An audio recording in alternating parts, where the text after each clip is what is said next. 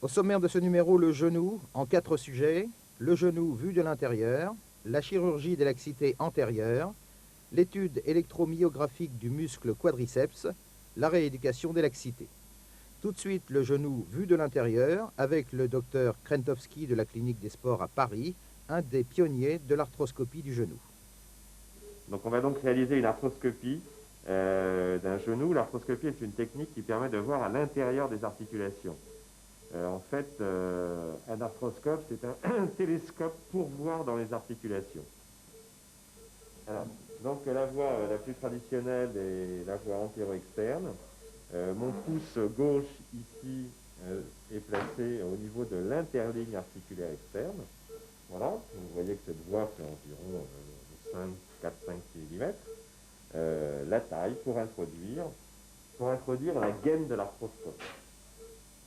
Car je vous ai montré l'arthroscope. L'arthroscope est un instrument fragile, constitué de fibres optiques.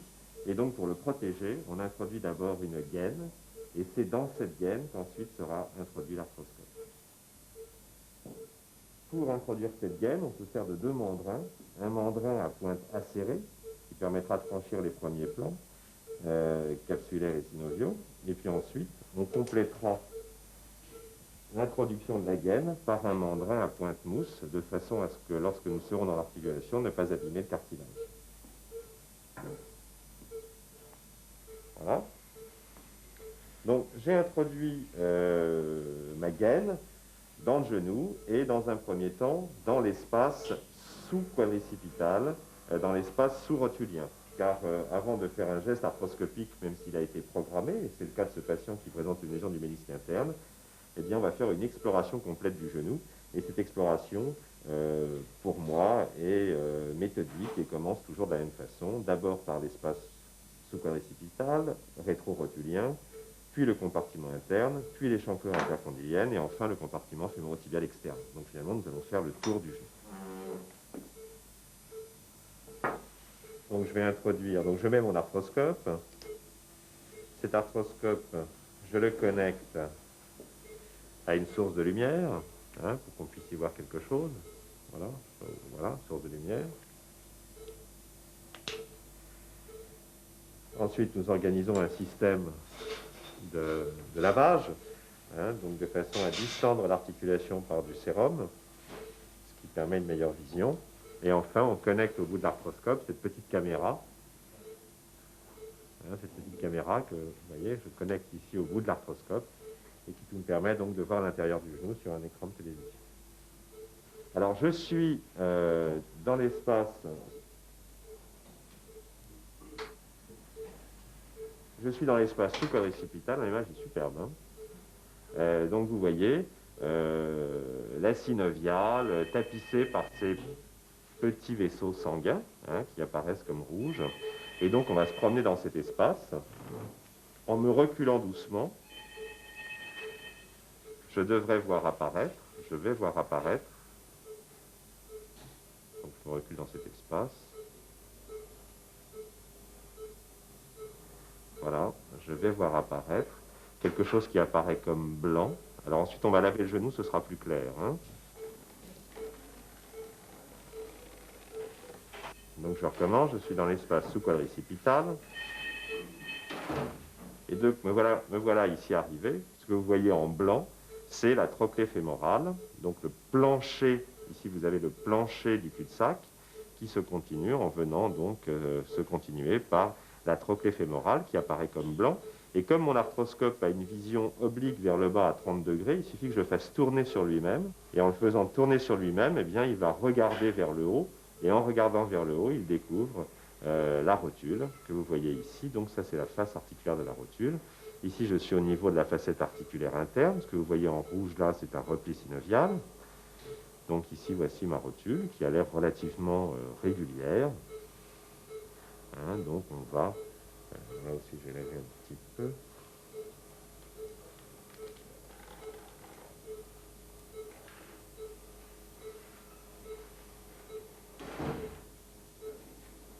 Voilà, donc on va refaire le tour de notre rotule. Donc facette articulaire interne.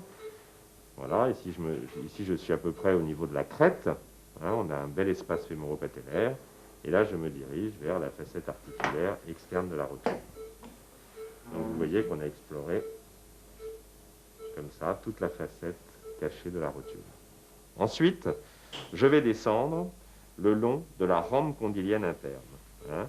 Donc j'ai ma trochlée, et ma trochlée, si je la suis, eh bien, elle va se poursuivre par la rampe condylienne interne pour arriver dans le compartiment fémoro-tibial interne. Alors, donc nous voilà dans le compartiment fémoro-tibial interne. Donc ce que vous voyez en haut, arrondi, concave, c'est le fémur. En bas, convexe, blanc, c'est le tibia. Et entre les deux, donc un espèce de croissant qui s'appelle le ménisque. Tout en bas de l'écran, ici, je suis au niveau de la partie antérieure de mon ménisque, qui apparaît comme normal. Et vous voyez qu'en allant vers la périphérie, je vois même très bien la jonction ménisco-synoviale qui se caractérise par ce passage du rosé, un petit peu flou là, au blanc, qui est le début du ménisque. Donc on va explorer tout le ménisque, et vous voyez qu'en arrivant vers sa partie moyenne, et surtout vers sa partie postérieure, eh bien, le ménisque est irrégulier, avec même un petit morceau ici, une languette qui s'est déplacée, et qui vient s'interposer entre le condyle et le plateau tibial. Alors ça, c'est le premier rapide tour qui confirme notre diagnostic. On fera ensuite une exploration beaucoup plus précise avec le crochet palpateur. Mais je continue quand même mon tour. Je me rapproche la table, s'il te plaît. Et j'arrive ici dans l'échancrure intercondylienne, où vous voyez un gros boudin blanc parcouru de vaisseau, qui est le ligament croisé antérieur. Et d'ailleurs, si je fais un mouvement de tiroir, vous allez voir sur l'écran, en faisant un mouvement de tiroir, vous voyez que ce ligament se tend. C'est donc le ligament qui part d'en haut, au niveau de... Ici, j'ai une plique, donc il va falloir que j'enlève, mais enfin, ça ne fait rien. Je vous l'enverrai tout à l'heure. Enfin, si on part comme ça, donc vers le haut, vous avez l'insertion de votre ligament croisé antérieur, et vous voyez qu'il descend vers le tibia en s'évasant en éventail, comme c'est décrit dans tous les livres d'anatomie. Et puis maintenant, je vais passer dans le compartiment fémoro-tibial externe. Donc me voilà dans le compartiment fémoro-tibial externe. Et dans ce compartiment fémoro-tibial externe, vous voyez de nouveau le condyle, qui là est le condyle externe, vers le haut, le plateau tibial en bas, et puis le ménisque externe, qui apparaît comme régulier. Et en s'enfonçant, on doit même pouvoir, oui, on voit très bien, tiens, tu tiens ma jambe comme ça très fort vers le haut, Marie-Christine, on voit même très bien le tendon du poplité, vous voyez, qui est blanc ici, et qui passe derrière le récessus méniscal externe, le récessus du poplité. Voilà. Donc, le ménisque externe, sa corne postérieure au fond, et ici on revient vers sa corne antérieure. Ok, alors, on a fini la première phase, qui est le rapide coup d'œil. Et maintenant, on va donc introduire, faire une voie d'abord pour les instruments et surtout pour opérer, puisque le but de ce patient, c'est de lui enlever la partie abîmée de son ménisque.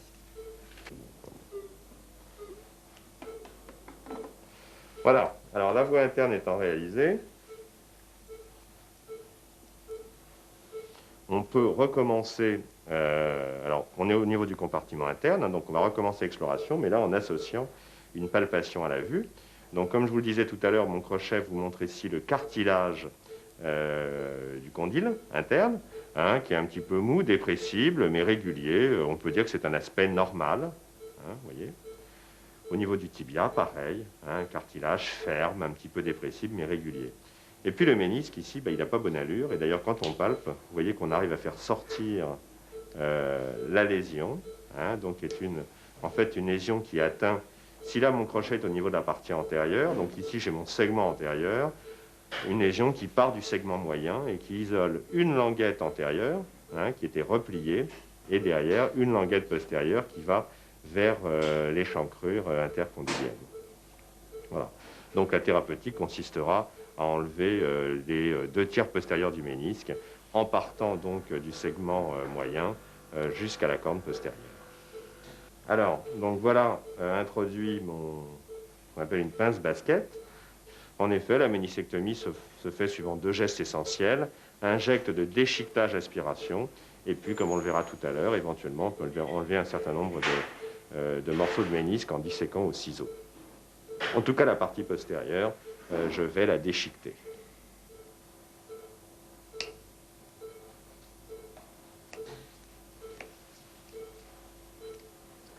On va maintenant prendre le ciseau, hein, et puis partir, je vais vous le montrer avec mon ciseau quand il sera à l'intérieur, le voilà. Hein, donc, pour faire un geste élégant, je vais maintenant partir de la lésion ici, essayer de rejoindre mon amputation derrière pour enlever d'une seule pièce la lésion méniscale. Alors, donc ça c'est le geste le plus délicat qui consiste à faire une entaille. Est-ce que je peux passer par en dessous? Ben voilà.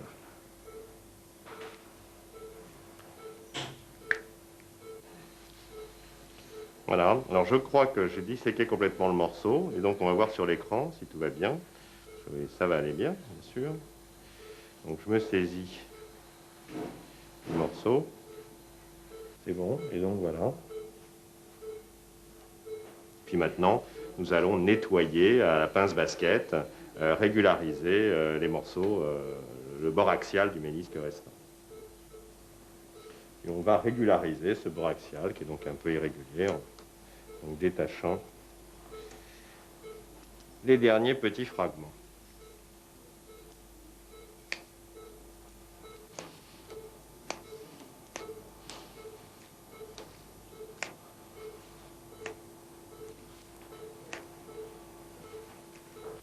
La seule chose qui nous reste à enlever, c'est ce petit bout de corne postérieure, même de segment postérieur, on peut dire.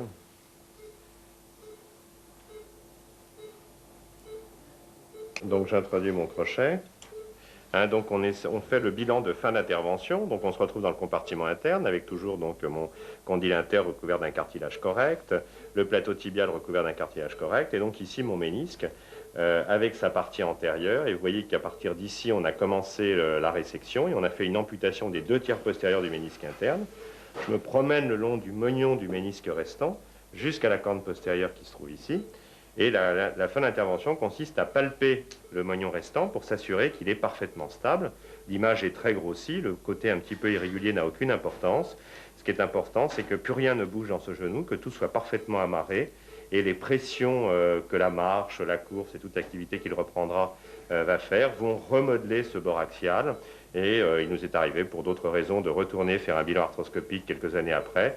Et on trouve finalement un ménisque qui n'a pas un aspect normal parce que beaucoup plus court et amputé, mais quasiment aussi régulier qu'ici, à ce niveau-là, parce qu'il a été remodelé. Alors la fermeture se fait par 2 points, un point sur chaque incision. Les fils sont gardés environ 7 à 8 jours. Donc le patient reste hospitalisé l'après-midi, on le garde jusqu'au lendemain, plus pour qu'il reprenne confiance en lui et qu'il ait sa première séance de rééducation demain au lit. Et il repart en marchant, les consignes de la première semaine, c'est donc une vie quasi normale, bon, un petit peu sédentaire, sans excès, mais la marche est possible en tout cas. Bien voilà, donc l'intervention est terminée. C'était une arthroscopie qui, comme son nom l'indique, est donc une exploration d'une articulation, mais qui permet aussi des gestes chirurgicaux. L'intérêt de cette technique est évident, c'est qu'elle permet de très très bien voir dans une articulation, et même infiniment mieux que quand auparavant il fallait ouvrir largement le genou pour l'explorer. Pourquoi? Tout simplement, quand vous voulez regarder dans une pièce, eh bien, vous avez 2 techniques. Soit vous regardez en douce la porte entrouverte, et la porte entrouverte, elle ne permet pas de voir dans les recoins, même si la porte fait 2,50 m de haut. Alors que si on veut voir tous les centimètres ou tous les millimètres de cette pièce, eh bien, il suffirait de mettre un télescope, de regarder par le trou de la serrure, d'y mettre un télescope, et si en plus il a un grand angle et qu'il peut bouger, eh bien, rien ne vous échappera. L'arthroscopie, c'est pareil, c'est le trou de la serrure avec un télescope dans ce trou-là. Chirurgie des laxités, face aux lésions du ligament croisé antérieur, les techniques chirurgicales sont complexes et variées. Que faut-il en penser? L'avis du professeur Segal, chirurgien orthopédiste. Monsieur le professeur Segal, un sportif vient vous consulter aujourd'hui avec une lésion du croisé antérieur. Que pouvez-vous lui proposer sur le plan chirurgical? Je crois qu'à l'heure actuelle, les indications en matière de ligament croisé antérieur se sont relativement simplifiées. On admettait autrefois qu'il était possible de faire des sutures, des réparations directes. Or, à l'heure actuelle, ces réparations sont véritablement aléatoires. C'est la raison pour laquelle, qu'il s'agisse d'une lésion chronique ou qu'il s'agisse d'une lésion récente, on utilise pratiquement les mêmes techniques qui sont des techniques de renforcement ou des techniques de substitution. Là, vous proposez de remplacer le ligament croisé antérieur, mais y a-t-il pas d'autres solutions chirurgicales? Alors je crois qu'il faut revenir un petit peu au problème anatomique. Lorsqu'on a ce mouvement forcé en rotation interne du tibia sous le fémur et que le ligament croisé s'enroule autour du ligament croisé postérieur pour aboutir à la rupture, il faut bien considérer que les formations antéro-externes qui vont du condyle externe au plateau tibial externe vont se rompre. Certains ont proposé, plutôt que de faire un geste intra-articulaire, de renforcer ces formations antéro-externes rompues. C'est la ligamentoplastie extra-articulaire telle qu'elle a été proposée par Lemaire, qui est en fait une opération anti-ressaut. Il semble bien à l'heure actuelle que ces opérations anti-ressaut donnent des résultats très moyens dans le temps, et la majorité des auteurs pensent qu'il est préférable de refaire ce ligament croisé antérieur plutôt que de se limiter à une plastie extra-articulaire. Alors justement, pour refaire ce ligament croisé antérieur, quelle technique utilisez-vous? On a pris donc la décision de remplacer le ligament croisé antérieur. Il y a deux solutions. Ou bien ce remplacement est actif, ou bien ce remplacement est passif. Le remplacement actif, c'était l'opération de Lindemann, qui consistait à utiliser le tendon du demi-tendineux pour le faire pénétrer par voie postérieure dans l'articulation et se fixer dans le tibia au niveau de l'implantation du ligament croisé antérieur. Cette opération de Lindemann n'a plus cours à l'heure actuelle, même si certains ont cherché à lui rendre un semblant de jeunesse en la transformant en ligamentoplastie activo-passive. Si on décide de remplacer ce ligament croisé antérieur, n'est-il pas plus simple d'utiliser carrément des matériaux prothétiques? Il est effectivement beaucoup plus simple d'utiliser un matériel prothétique parce qu'il est stérile d'emblée, il est tout prêt, c'est un gain de temps extraordinaire et c'est pourquoi ces dernières années on a vu fleurir sur le marché toute une série de ligaments prothétiques venant surtout des États-Unis. Ces ligaments ont fait la preuve de leur inefficacité puisque à moyenne échéance de 2 ans ou 3 ans, la majorité des auteurs ont bien montré qu'ils avaient tendance à se détendre, voire à se rompre.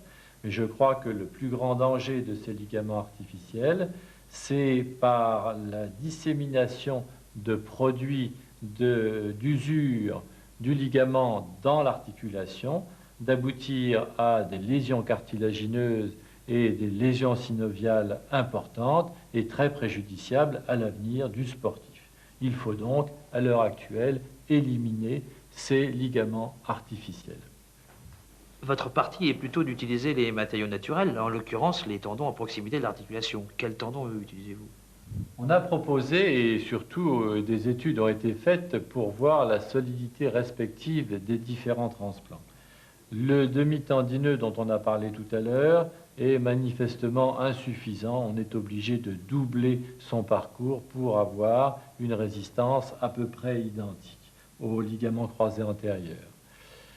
Nombreux sont ceux qui utilisent à la suite de Mackintosh le fascialata, et ce fascialata venant s'implanter en intra-articulaire et gardant son attache à la périphérie, laisse pénétrer dans l'articulation un transplant qui n'est pas très solide, ou alors il faut prendre un gros morceau de fascialata.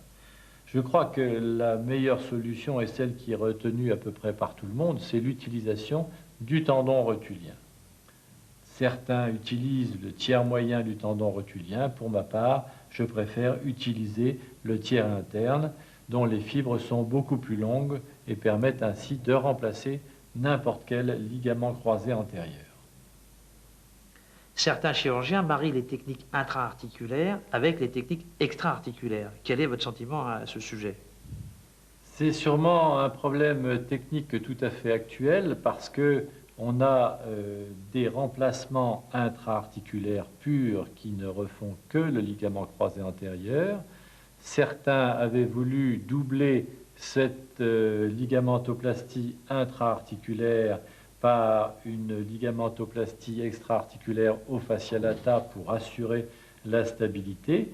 Et d'autres techniques, dont celle que j'utilise, qui est la technique de Mackintosh, utilisent un transplant unique qui va passer over the top, c'est-à-dire au-dessus du condyle externe, pour faire à la fois un transplant intra- et extra-articulaire. Au fond, vous associez deux techniques, la technique de substitution et la technique palliative. C'est vrai qu'on associe deux techniques, et certains, même à titre de boutade, ont dit qu'on mettait la ceinture et les bretelles. Je crois que ça n'est pas tout à fait exact, et si on associe une technique intra-articulaire avec une technique extra-articulaire, c'est que le transplant va faire office de greffon. Et cette greffe a besoin d'être revascularisée. On a la certitude que le transplant extra-articulaire sera toujours revascularisé et sera toujours solide. Alors qu'il ne faut pas se leurrer, le transplant intra-articulaire, quelle que soit la technique de pose, va évoluer comme une greffe avec des chances de nécrose. Avant d'aller voir cette technique au bloc chirurgical avec vous, pouvez-vous sommairement nous décrire le trajet de ce transplant? Alors, la technique que j'utilise est une technique dérivée de Mackintosh, qui m'a été enseignée par les membres du groupe Cotil, qui sont les anciens élèves d'Albert Tria, et qui a la particularité d'implanter dans l'articulation le transplant de tendon rotulien. Dans la pratique, on prélève un transplant aux dépens du tendon quadricipital qui se prolonge sur le surtout fibreux prérotulien et utilise le tiers interne du tendon rotulien prolongé par une baguette osseuse. Ce transplant va être implanté en intra-articulaire au niveau de l'insertion normale du ligament croisé antérieur, c'est-à-dire au niveau de l'épine tibiale interne. Ce transplant va traverser l'articulation et va passer over the top.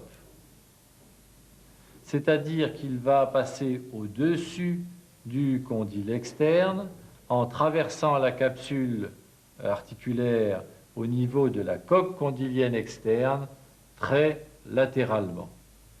Puis, il va cheminer sous le ligament latéral externe, comme ceci, et va venir se fixer au niveau du tubercule de Gerdy dans un tunnel transosseux.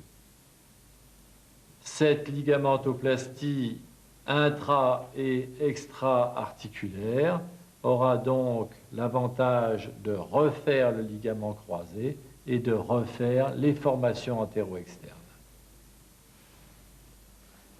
Alors au fond, vous préférez la plastie mixte. Est-ce que sur le plan technique, la technique sous arthroscopie, pour vous, présente des avantages?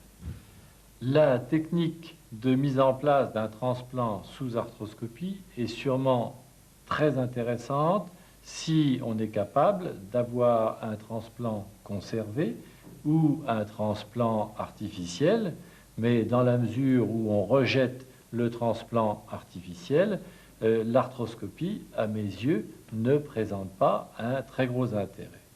L'autre aspect, c'est que l'arthroscopie ne permet que de faire un transplant intra-articulaire, et si elle ne sert qu'à la pose du transplant dans l'articulation, alors qu'il a fallu faire une grande voie d'abord pour prélever le transplant, je crois que l'intérêt est tout à fait modeste. Mais aux États-Unis, certains chirurgiens utilisent des transplants de tendons rotuliens conservés, des transplants de banque, et là, je pense que l'intérêt de l'arthroscopie est majeur. Alors, voilà un garçon qui a présenté une entorse grave du genou il y a 5 ou 6 mois, qui, devant un flexum, a eu un examen sous anesthésie générale qui a confirmé la rupture du ligament croisé antérieur et une arthroscopie qui a resséqué le fragment de croisé qui était incarcéré. On est donc à 8 mois de l'accident et on va réparer et greffer son ligament croisé antérieur. Alors, le premier temps, c'est la dissection du plan de glissement antérieur du genou et il faut faire attention de bien prendre le plan de clivage sous le fascia superficialis. Voilà, alors comme c'est un garçon qui est tout jeune, on voit que le plan de glissement ici se prépare tout seul, très facilement. Et vous voyez que ce plan,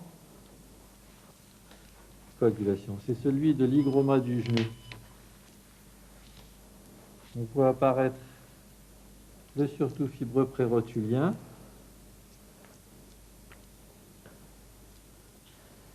Et on va voir apparaître le tendon rotulien.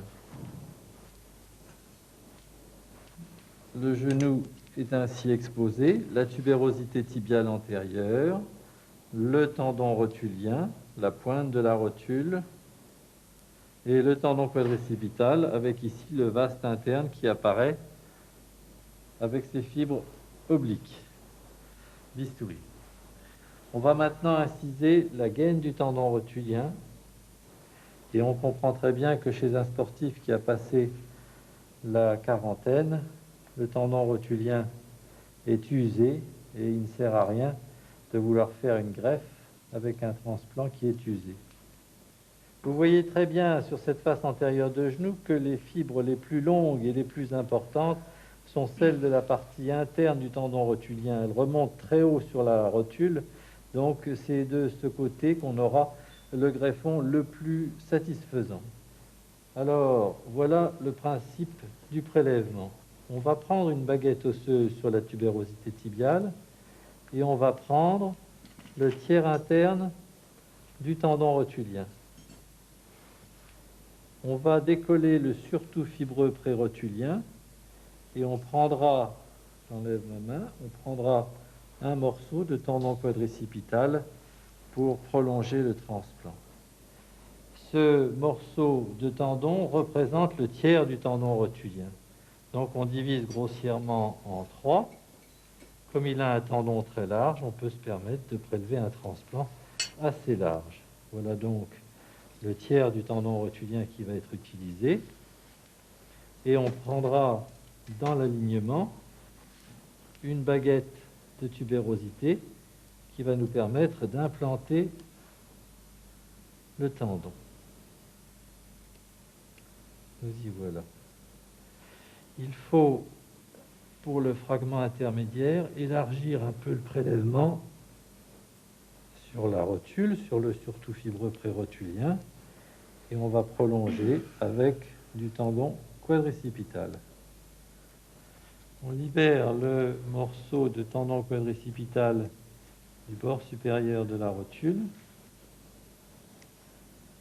On va lasser un fil de mersilène, qui est un fil de nylon, pour avoir la prise la plus solide possible. Il faut bien tendre le fil parce que s'il n'est pas tendu aujourd'hui, il ne le sera pas demain et on perdra de la stabilité dans le greffon. Avec l'arme secrète d'Albert Triga, qui est en fait un couteau de Smiley, on va dépérioster la face antérieure de la rotule en emportant le surtout fibreux prérotulien. On cherche à avoir le maximum de tissu pour avoir la liaison la plus solide possible. Voilà le prélèvement ainsi réalisé. On a décortiqué la face antérieure de la rotule, on a décollé le tendon rotulien de la graisse rétrotendineuse, et maintenant, pour avoir la certitude d'avoir un transplant extrêmement solide, on va le doubler avec une bandelette de tissu résorbable qui qui est du PDS. Alors là, il y a un problème de résorption. Le bandelette de PDS se résorbe en 3 mois environ. Elle garde sa solidité jusqu'au 2e mois et après, elle se résorbe. Mais ces 2 mois sont suffisants, ciseaux, ces 2 mois sont suffisants pour obtenir la cicatrisation et la fixation du transplant. On va maintenant tubuliser le transplant avec un fil résorbable. Alors on fait un petit tube. Et ce petit tube va emballer la bandelette de PDS. Seul le ligament sera apparent en surface.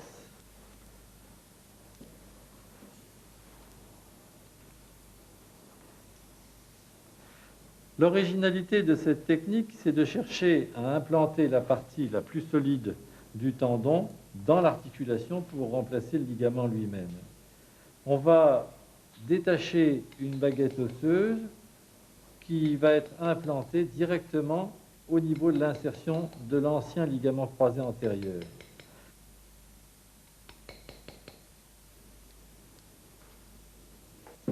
Voilà donc la baguette d'os qui va nous permettre, comme une cheville, d'ancrer le transplant dans le plateau tibial. Après avoir effectué la suture du tendon rotulien, on a refermé la brèche, on reprend la gaine du tendon rotulien et on la suture de façon à ce que le plan de glissement de la face antérieure du genou soit préservé et que la surface cruentée de la rotule n'aille pas se coller à la peau.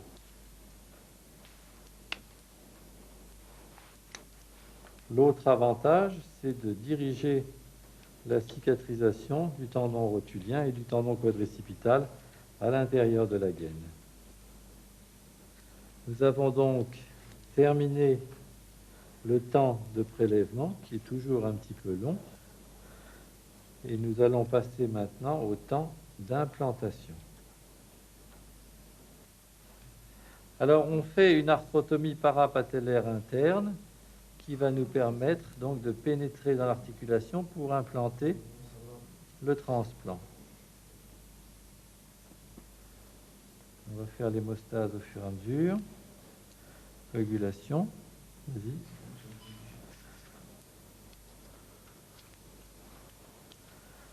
On va inciser la synoviale juste au niveau de la corne antérieure du ménisque interne, de façon à longer le ligament jugal que voici et à nous rapprocher de la ligne médiane.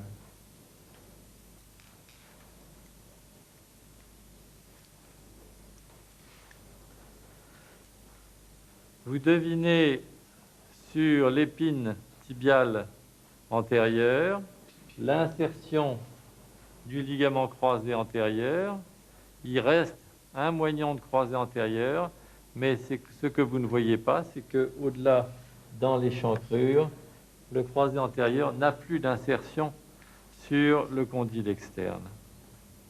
Avec l'arme secrète, on va se placer le long du versant axial du condyle externe et on va décortiquer la face axiale du condyle externe jusqu'à tomber dans un trou. Ce trou, c'est au niveau de la coque condylienne externe. C'est là que va passer le transplant. On utilise une grosse mèche de 8 qui est protégée par une gaine et qui va nous permettre donc de faire l'implantation de notre baguette juste au niveau de l'épine tibiale interne.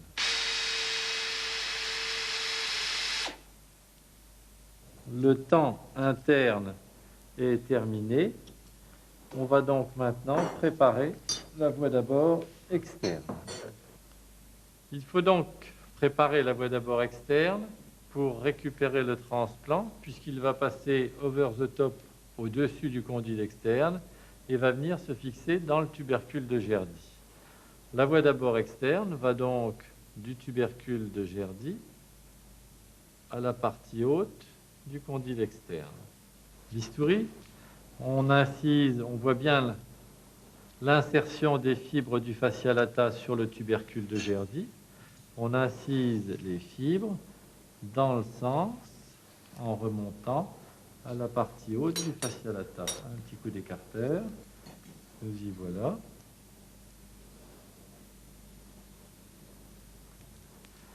On voit apparaître sous bistouri, sous le fascia lata, les formations antéro-externes qui sont quelque peu déchirées, car dans ce type de laxité, elles sont très distendues.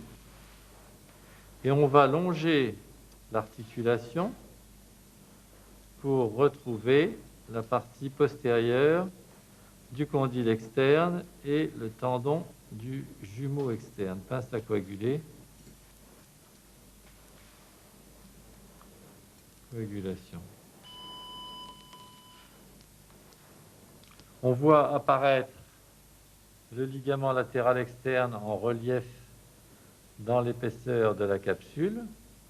On fait un petit trait de bistouri en avant du ligament latéral externe, un petit trait en arrière. On prend une pince de Leriche et on va passer sous le ligament latéral externe. Un fil de repère.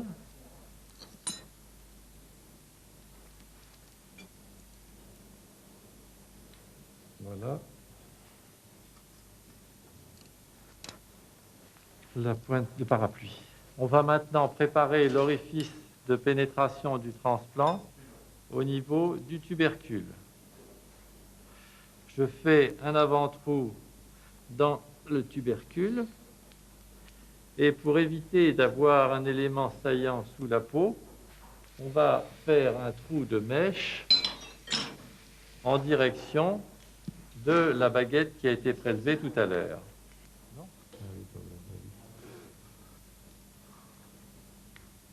Pour traverser la capsule postérieure, on utilise une grosse pince de Leriche. Elle va longer le versant axial du condyle externe qui a été décortiqué précédemment et elle va venir au contact de la capsule pour se retrouver sur le doigt qui palpe en arrière du jumeau externe. Alors on va maintenant implanter cette cheville osseuse dans le plateau tibial, une autre pince à disséquer, et cette implantation doit se faire à force. La pointe de la cheville pénètre dans le trou de mèche et on va maintenant prendre un chasse-greffon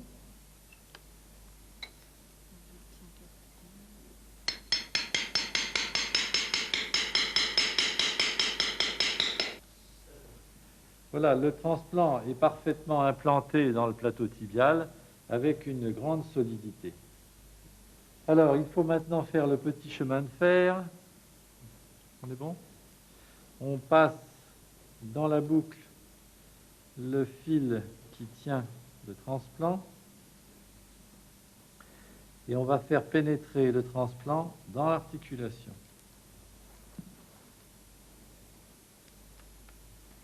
Voilà, donc j'attire le fil dans l'articulation, je récupère le fil tracteur.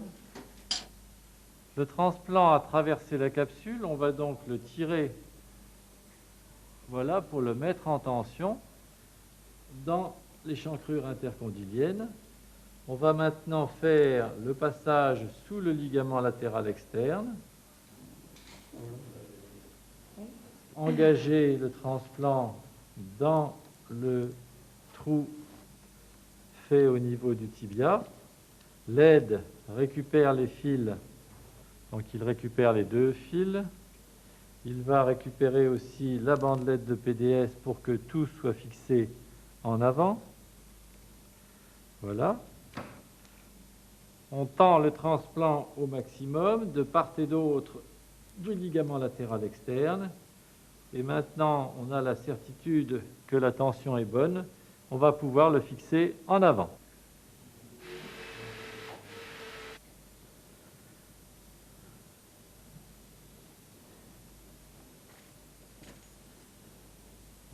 On vérifie que le transplant ne bride pas l'extension. qui ne gêne pas la flexion. On fait plusieurs mouvements flexion-extension pour que le transplant se mette en place. L'aide tend la bandelette, pendant qu'avec une agrafe à griffe, pour tenir la bandelette. Chasse-greffon.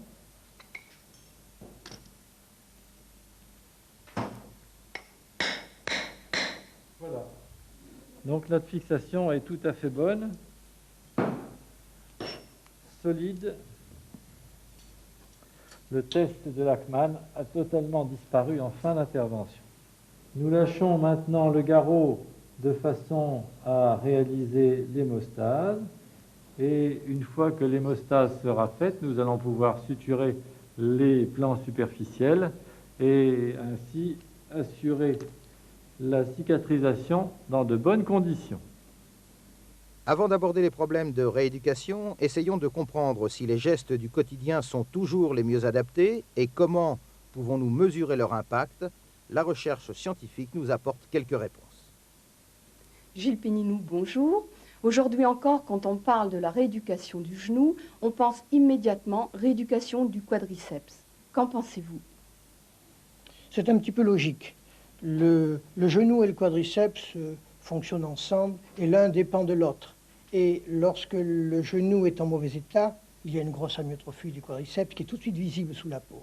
Ça fait partie de la prescription, on vous demande de renforcer le quadriceps et celui-ci suit tout à fait l'état pathologique du genou. Alors, lorsque le genou parle, le quadriceps se fond s'il est en mauvais état. Et cette double relation a donné au quadriceps autant d'importance. On propose même de renforcer isolément le vaste interne. N'est-ce pas un peu excessif? Il y a des raisons historiques. Au début, on pensait analyser tout geste thérapeutique à partir de la biomécanique vectorielle. Et on pensait que l'obliquité de ce muscle était intéressante pour recentrer la rotule. De plus, le volume de ce muscle est un petit peu plus superficiel que les autres, donnait l'impression que c'était lui qui était le plus concerné.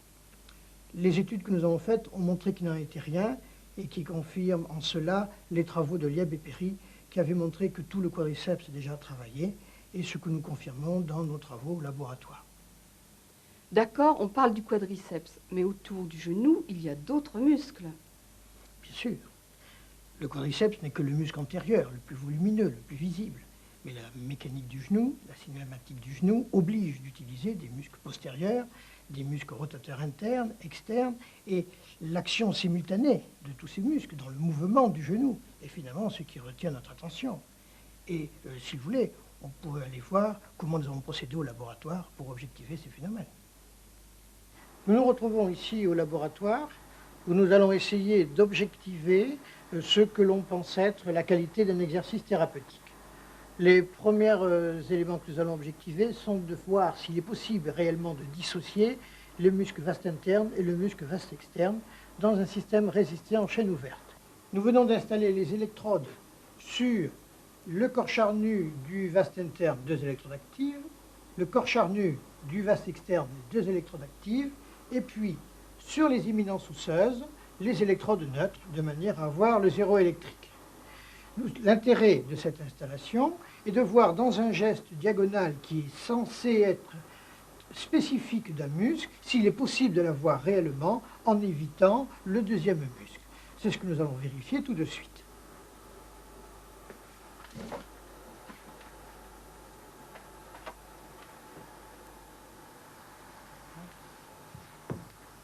Tu es prêt? Tu es prêt? Oui. On y va. Allez-y. Tu arrêtes. Vas-y. Tu arrêtes. Vas-y. Très bien. Merci. Voilà. On voit sur l'activité que nous venons d'enregistrer, sur la courbe du haut, l'activité du vaste interne, sur celle du bas, l'activité du vaste externe. Manifestement, la finalité était d'individualiser une activité par rapport à l'autre, et ce n'est pas le cas. Les deux activités sont synchrones, aussi bien en durée qu'en intensité. Manifestement, il s'agit d'une co-contraction.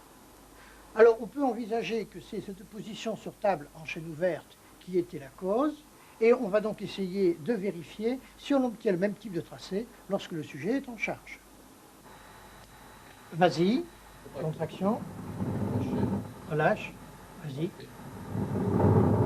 relâche, vas-y, relâche, merci. Bien, alors là, on vient de changer apparemment la position du sujet, mais la position qui a été imposée est une position avec une résistance de type diagonale. On aurait dû voir en principe une activité dissociée entre les deux vastes.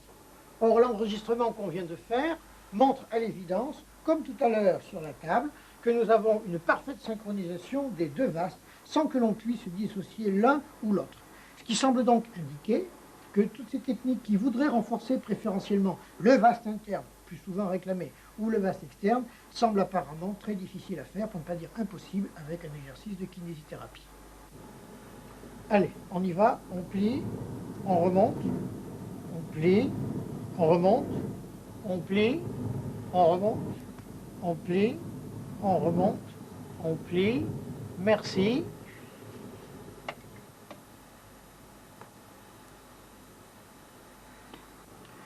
Nous venons d'avoir ici tout à fait un contrôle d'activité avec l'ensemble des paramètres physiologiques qui permettent ce mouvement, qui est un mouvement de rééducation classique. Au bout de ce filin, un poids de 5 kg et ici un capteur qui nous permet de connaître la variabilité de ce poids en fonction de l'inertie qui est enregistrée sur cette boîte. Parallèlement, nous avons ici le goniomètre qui enregistre le mouvement du genou, goniomètre électronique, et l'activité électrique du muscle. Donc paramètres force extérieure, cinématique et activité électrique. Le goniomètre qui est installé ici c'est le même que celui-ci, suivant une mécanique que nous avons mis au point, qui permet des mouvements dans les différents plans de l'espace, sans interférer le mouvement du potentiomètre, qui est uniquement le mouvement de type flexion dans le plan sagittal. Les autres mouvements sont éliminés par cette mécanique, ce qui nous permet d'avoir un mouvement relativement pur et nous assure de ce que nous enregistrons.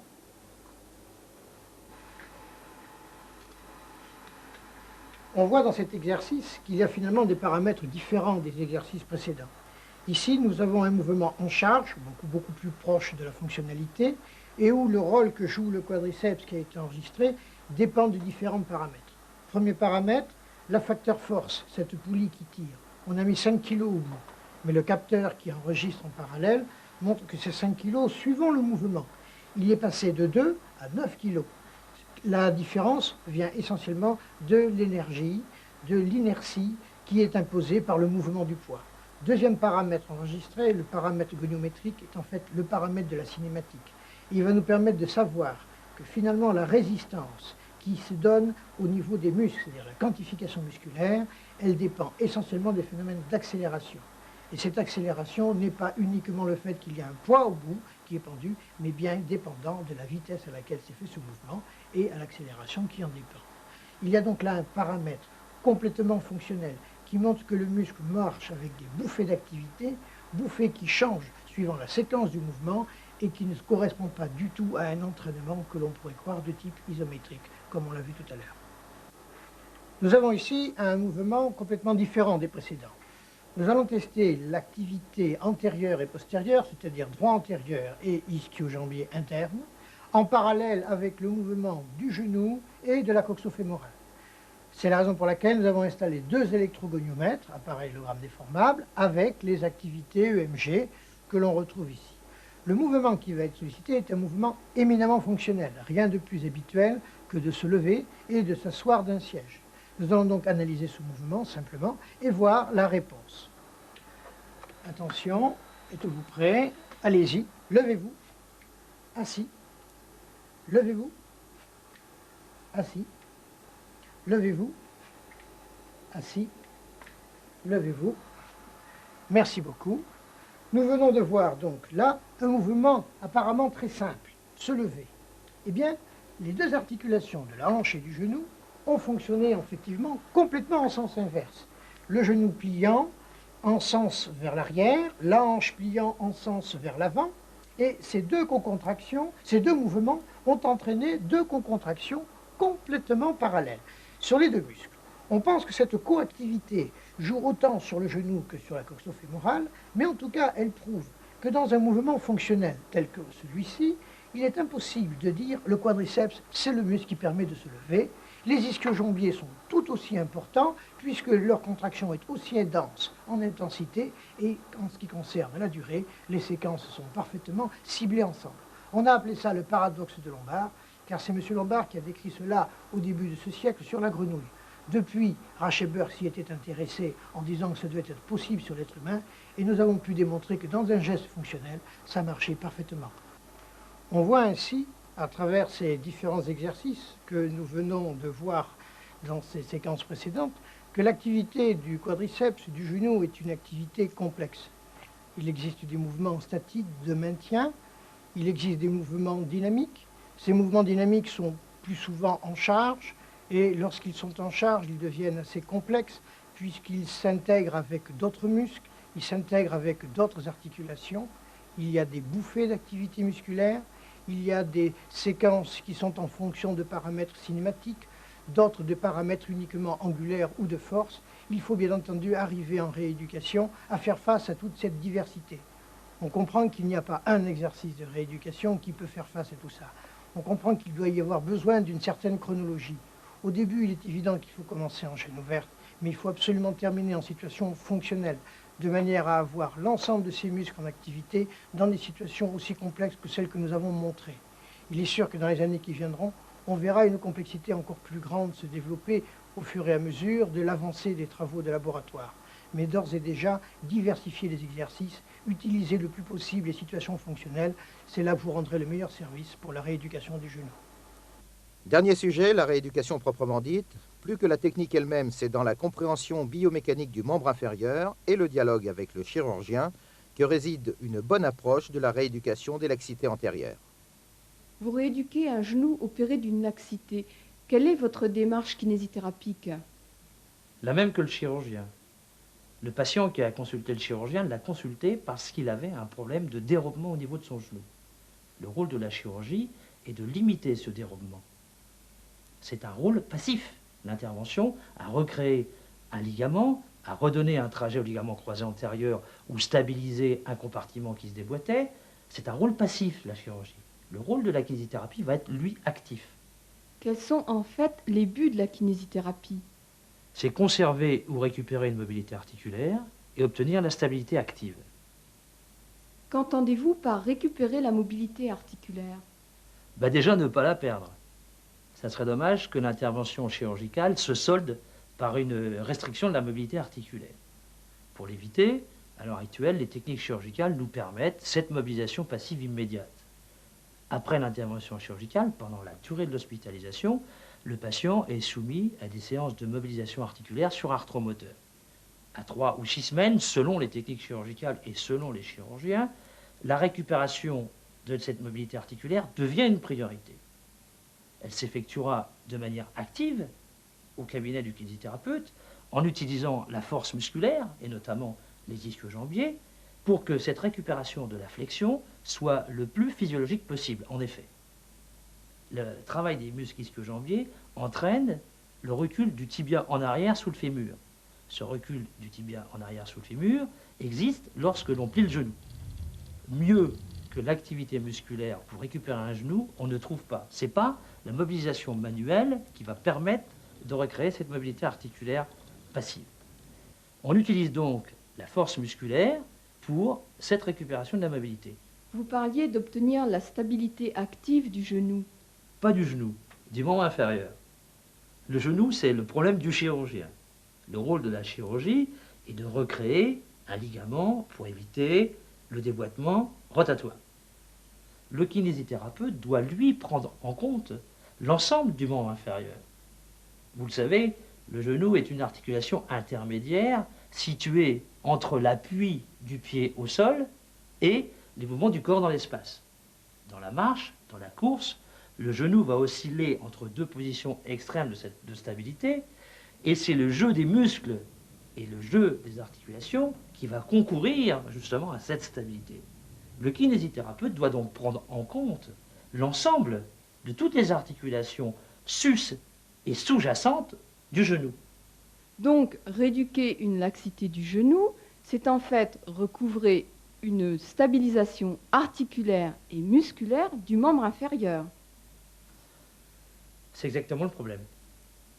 Je vous expliquais tout à l'heure qu'il fallait prendre en compte l'ensemble du membre inférieur. Dans la course, le membre inférieur oscille donc entre deux positions extrêmes de stabilité, une position de valgus flexion-rotation externe et une position de varus flexion-rotation interne.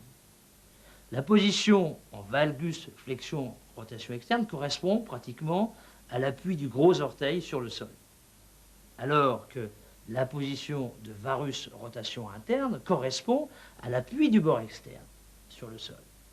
Dans tous les mouvements sportifs, dans l'activité courante, le genou oscille entre ces deux positions de stabilité. Le rôle de la rééducation va être justement de retrouver, de recréer une bonne proprioception dans ces positions de stabilité. Ce qui sous-entend que très tôt, en dehors de la récupération articulaire et la récupération de la mobilisation active, de la mobilité active, c'est-à-dire le rôle de la kinésithérapie pour la récupération des muscles du quadriceps, des muscles ischio-jambiers, où là, chacun utilise ses propres méthodes, la rééducation isométrique pour le quadriceps, la rééducation dynamique pour les ischio-jambiers. Effectivement, il va falloir passer rapidement à des techniques de rééducation en appui qui vont solliciter ces positions de stabilité. Si j'ai bien compris, il y a deux positions de stabilité. Doit-on privilégier l'une par rapport à l'autre? Ça dépend de l'intervention chirurgicale. En fait, le chirurgien va, lui, limiter de manière passive, par sa plastie, le déboîtement rotatoire. Ce déboîtement rotatoire, il peut être interne, comme il peut être externe. Il est fonction de la lésion primitive.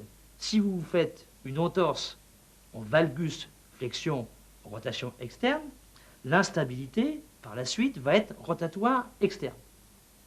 A l'inverse, si on se fait une lésion articulaire en varus rotation interne, l'instabilité va être au contraire rotatoire interne. Il faut que la rééducation privilégie la position d'origine de la lésion. Je m'explique. Si vous faites une lésion en valgus flexion rotation externe, il faudra habituer sur le plan proprioceptif notre patient à travailler dans cette position. Au même titre, si cette lésion se fait en rotation interne. Évidemment, on va travailler les deux positions. On va travailler osciller entre VFE et VRI.